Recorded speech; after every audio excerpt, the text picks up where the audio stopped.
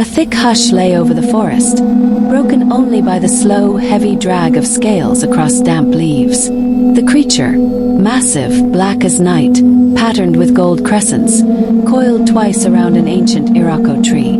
Its tongue flickered, tasting the wind. The air smelled clean, earthly, alive. Dawn's first thin rays filtered through the canopy, painting its scales with fire. Then, without warning, the monstrous snake's bones cracked, once, twice, before reshaping. Its coils shivered and shrank, the gold crescents melting into smooth caramel skin. The elongated face folded inward, limbs unfurling like petals from a bud. Within seconds, where the serpent had wrapped itself around the iroko, a woman stood, and not just any woman. Her hair flowed longer than seemed natural, glossy and straight, almost serpentine in its movement. Her eyes shimmered amber, holding a depth that suggested she'd seen centuries. She adjusted the strap of her silk dress, wiped a leaf from her shoulder, and stepped out of the undergrowth as if she'd merely been strolling. Outside the forest, a sleek black luxury car waited. The engine cold, the doors locked, but strangely expectant. She touched the handle with one finger. Blick. The car unlocked. She slid into the driver's seat with graceful precision. A designer bag, hand-woven, exotic, uniquely hers, landed on the passenger seat like a pampered pet. She adjusted the mirrors, though she barely looked at them. She didn't need to. The car pulled away, leaving the quiet forest behind. Her name was Zina, a woman who walked among humans, married to a billionaire who believed she traveled often for spiritual retreats and private business meetings. He never knew what she really was, and until the mirror incident, he never suspected. The club, the gold digger, and the night everything shifted asterisk. The bass from the underground club pulsed so loudly it seemed to vibrate the tiles. The place smelled of expensive cologne, spilled liquor, and the kind of desperation found only in men pretending to be more than they were. At the bar sat Alex Nwosu, age 45, twice divorced, chronically indebted, and charming enough to look like a better option than he truly was. He wasn't there for fun. He was there for prey. Alex scanned the room, looking for diamonds, designer heels, luxury perfumes, signals of wealth. He was a professional gold digger long before he even admitted it to himself. And tonight he hoped to get lucky. That was when she walked in. Zina. She didn't belong there, not with her quiet, intimidating elegance. She didn't look like a club-goer. She looked like someone who rarely stepped into public spaces without cameras or a red carpet. Her presence caused men to pause mid-sentence and women to subconsciously straighten their hair. Alex watched, eyes sharpening. "A big fish," he murmured. He approached her with confidence rehearsed over years. She sat alone in a private booth, sipping water. No jewelry except a ring too understated for a billionaire's wife. Her dress was simple but absurdly expensive. Real silk, hand-dyed. Alex flashed his most disarming smile. "Mind if I join you?" Most women said no. She looked him over once, slowly. "Sit." Her voice was melodic but carried a strange undertone. Alex sat, trying not to show his surprise. She studied him with interest, like he was a puzzle or a creature she'd never seen before. "You came to hunt," she said calmly. Alex laughed. "Hunt? No, just socialize." She smiled, not believing him.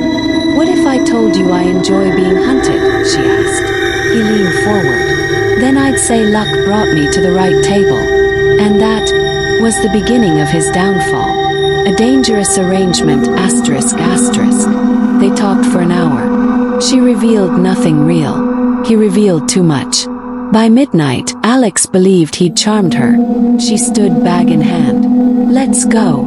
"To your place?" he asked eagerly. She arched a brow. "No, to my car." That car, the same black luxury machine. waited outside under the club's blue lights. Alex whistled softly. "You're doing well for yourself." "Very well," she replied. He didn't know her name, didn't know her status, didn't know she was married. He didn't care. He wanted money, access, opportunity. But what Zina wanted was more complex. He sat in the passenger seat, eyes wide at the interior. "This is insane. What do you do?" He started the car. "Exist." He laughed again, assuming she was mysterious on purpose. They drove to a hotel. Not a cheap one, but not the type she usually went to. Alex detected no familiarity as she walked through the hallway. She picked a room, paid cash, and shut the door behind them. Inside, she studied him more closely. His heartbeat, his scent, his intentions. He touched her waist, expecting compliance. Instead, she stepped back. "You are greedy," she said. He smirked. "Isn't everyone?" "No," she whispered. "Some simply take what they need. You take as if the world owes you." He shrugged. "Look, I'm not complicated. I just want a good life. And you're willing to ruin others to achieve it." He froze slightly. "Why does it sound like you don't mind?" "Because I don't." She stepped closer. He exhaled, reassured. That night they became lovers. At least he thought so. Zina, however, simply studied him, as a scientist would study a subject. His regret begins ***. 2 weeks later, Alex thought he'd struck gold. Zina met him repeatedly. She paid for dinners without blinking. She bought him a watch he pretended he couldn't afford. She let him drive the luxury car, observing how greed lit his face. He had no idea she was married. No idea her husband, Adrian O'Keezy, was one of the most powerful businessmen in the country. No idea she wasn't human. And no idea revenge was brewing. Alex had been pretending not to care, pretending not to notice the little details Zina kept hidden.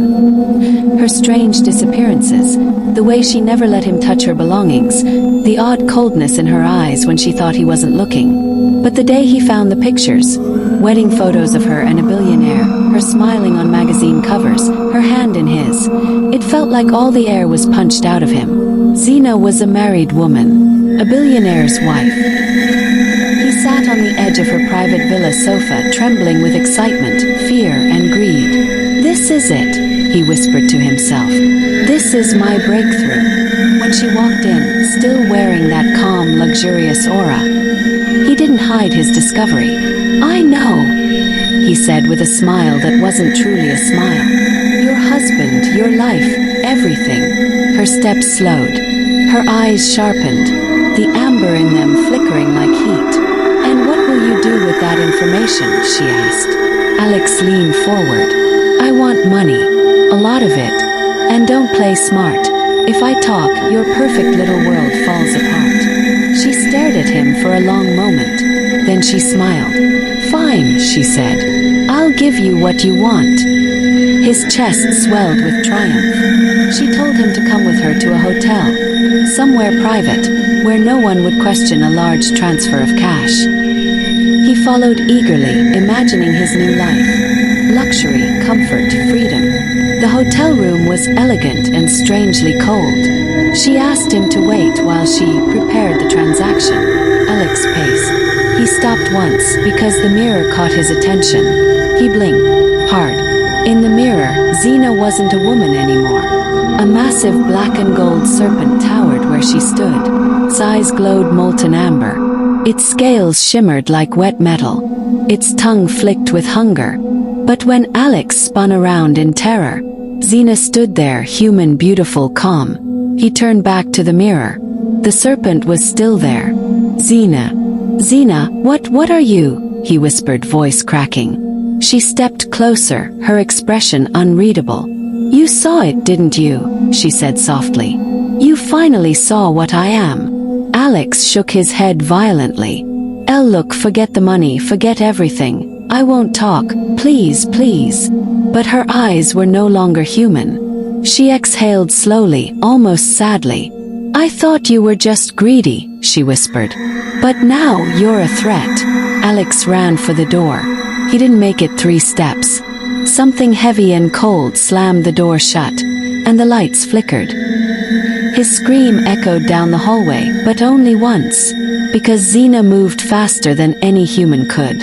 Her form blurred, stretched, and the serpent in the mirror stepped into the real world. The hunt was only seconds long, and the kill was silent. When she was done, Zina stood over what was left of him. Her human form slid back into place like clothing. She wiped a drop of blood from her lip. "Greed kills," she murmured. Then she left the hotel room quietly, her designer bag swinging gently against her hip. No one saw her leave. No one knew Alex was ever there. No one ever would. And by dawn, Zina was driving away in her luxury car. Calm, breathtaking, and deadly, ready to return to her billionaire husband as if nothing had happened.